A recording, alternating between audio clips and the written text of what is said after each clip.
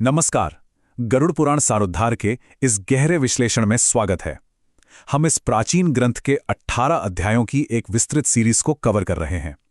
आज बारी है इस मास्टर क्लास के 12वें अध्याय की, जिसका विषय है शांति के अनुष्ठान। अब ये कोई साधारण विषय नहीं है। ये मृत्यु के ठीक बाद शुरू होने वाली एक जीवात्मा की उस महाकाव्य यात्रा का बेहद वैज्ञानिक और आध्यात्मिक वर्णन है। इस प्रस्तुति के माध्यम से हम उन गूढ़ अनुष्ठानों को डिकोड करने वाले हैं जो एक भटकी हुई आत्मा को प्रेत योनि से निकालकर पूर्वजों की सम्मानित श्रेणी में बिठाते हैं। तो चलिए बिना किसी देरी के सीधे इस रहस्य में गोता लगाते हैं। आज का हमारा रोड मैप एकदम स्पष्ट है। हम इस पूरी यात्रा को 5 चरणों में समझेंगे। पहला, भटकती आत्मा की समस्या। दूसरा, सपिंडीकरण का विज्ञान। तीसरा, वृषोत्सर्ग का महत्व। चौथा, अकाल मृत्यु के लिए नारायण बलि का अस्त्र। और अंत में कुल यानी वंशजों की जिम्मेदारी। चलिए आगे बढ़ते हैं। खंड 1, समस्या, भटकाव से गंतव्य तक। किसी भी समाधान की बात करने से पहले मूल चुनौती को समझना बहुत जरूरी है। मृत्यु के बाद एक आत्मा के सामने जो सबसे बड़ा संकट आता है वो है भयंकर अकेलापन। एक ऐसी सत्ता जो अब शरीर में नहीं है, वो यमलोक के बेहद दुर्गम मार्ग पर अकेली और प्यासी भटकने को मजबूर होती है। अब यहाँ एक बड़ा ही दिलचस्प सवाल सामने आता है। अक्सर समाज में ये मान लिया जाता है कि अंतिम संस्कार हो गया तो बस सब कुछ पूरा हो गया, सब शांत। लेकिन गरुड़ पुराण के अनुसार ऐसा बिल्कुल नहीं है। 10 दिनों तक चलने वाले शरीर पुनर्निर्माण अनुष्ठानों के बाद भी एक बहुत बड़ी बाधा बाकी रह जाती है। आत्मा अभी भी एक प्रेत अवस्था में फंसी रहती है। वो अब तक अपने पूर्वजों के लोक नहीं पहुंच पाई है और इसी खतरनाक अवस्था में लगातार कष्ट झेल रही है। इस स्थिति से उसे बाहर निकालना ही शांति का इकलौता रास्ता है। और यहीं से शुरुआत होती है हमारे दूसरे खंड की, सपिंडीकरण, पितरों का मिलन। यही वो अहम अनुष्ठान है जो इस भटकाव को हमेशा के लिए खत्म कर देता है। इसे एक बेहद शक्तिशाली आध्यात्मिक पुल की तरह समझा जा सकता है, जो मृतक को उसके पूर्वजों के साथ हमेशा के लिए जोड़ देता है। ये प्रक्रिया असल में काम कैसे करती है, इसका विज्ञान बहुत ही अद्भुत है। आइए इसे जरा ध्यान से समझते हैं। सबसे पहले कुल 4 पिंड बनाए जाते हैं। एक पिंड मृतक के लिए और बाकी 3 उसके पूर्वजों यानी पिता, दादा और परदादा के लिए। इसके बाद मृतक के पिंड को बिल्कुल 3 बराबर हिस्सों में बांटा जाता है और अंत में उन तीनों हिस्सों को पूर्वजों के 3 पिंडों में एक एक करके मिला दिया जाता है। ये कोई साधारण कर्मकांड नहीं है। ये इस बात का एकदम स्पष्ट और व्यावहारिक दृश्य है कि कैसे एक अकेली आत्मा का उसके विशाल कुल में विलय हो रहा है। तो इस सटीक गणितीय मिलन का अंतिम परिणाम क्या निकलता है? वो है पितृलोक की प्राप्ति। ये वो निर्णायक मोड़ है जब आत्मा अपनी उस फंसी हुई प्रेत अवस्था से पूरी तरह आजाद हो जाती है। इस पिंड मिलन के बिना जीवात्मा उसी प्रेत योनि में फंसी रहती, लेकिन जैसे ही ये मिलन पूरा होता है, वो एक भटकते प्रेत से बदलकर एक वंदनीय पितृ बन जाती है। उसे अपने पूर्वजों के साथ सम्मान से रहने का अधिकार मिल जाता है। अब मृत्यु के 11वें दिन के कर्मों की ओर जरा तेजी से बढ़ते हैं।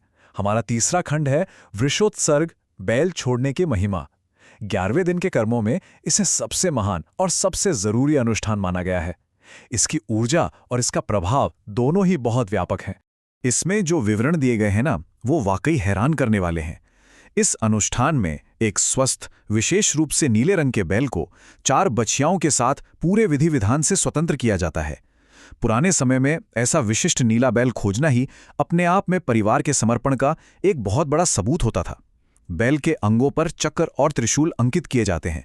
यहाँ यह बैल कोई साधारण पशु नहीं, बल्कि साक्षात धर्म का प्रतीक है, जो अब उस आत्मा का मार्गदर्शन करेगा।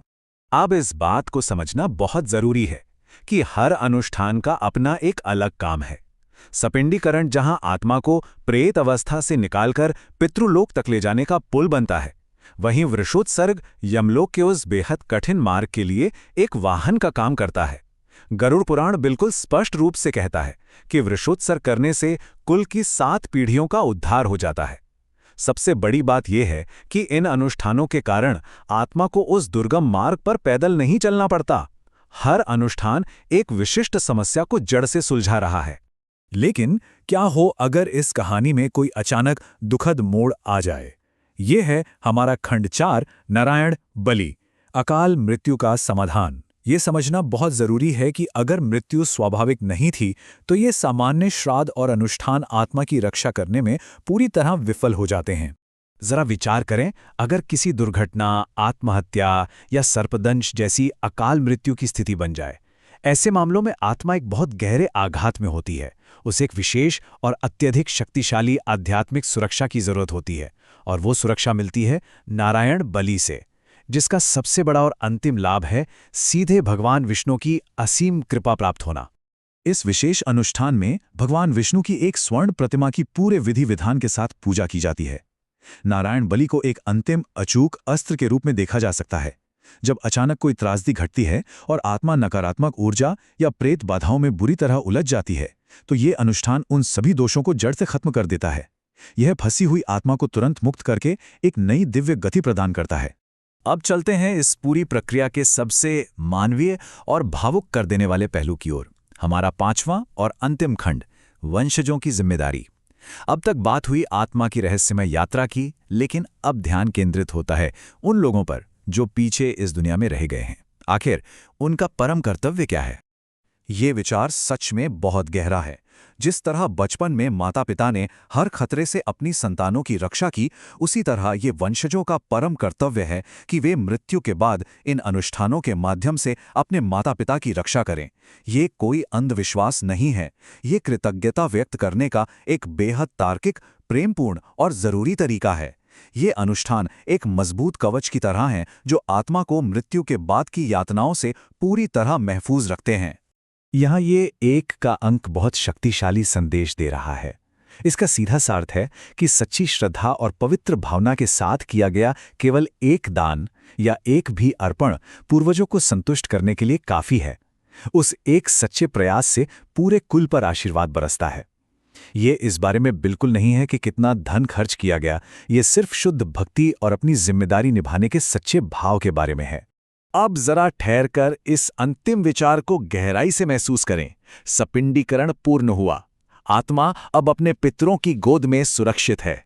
एक बेहद लंबा और मुश्किल सफर, जिसकी शुरुआत घोर अकेलेपन, प्यास और भटकाव से हुई थी, वो अब इस परम शांति और सुरक्षा के साथ अपनी मंजिल पर पहुंच गया है। आत्मा की ये महाकाव्य यात्रा अब अंततः विश्राम पा चुकी है। पर ठहरिए, ज्ञान के इस भंडार का अंत यहां नहीं होता। आगे क्या आने वाला है? अगली प्रस्तुति में हम अध्याय 13 के रहस्यों पर से पर्दा उठाएंगे। वहां हम सूतक और पातक यानी अशौच के कड़े नियमों के पीछे छिपे विज्ञान को समझेंगे। साथ ही जानेंगे गया श्राद्ध की उस असीम महिमा को जो आत्मा की इस यात्रा में एक बिल्कुल नया आयाम जोड़ती है। तो क्या मृत्यु और उसके बाद के जीवन से जुड़े इन प्राचीन रहस्यों को और डिकोड करने की उत्सुकता जगी है? सीखने और समझने की ये यात्रा अगली कड़ी में भी जारी रहेगी।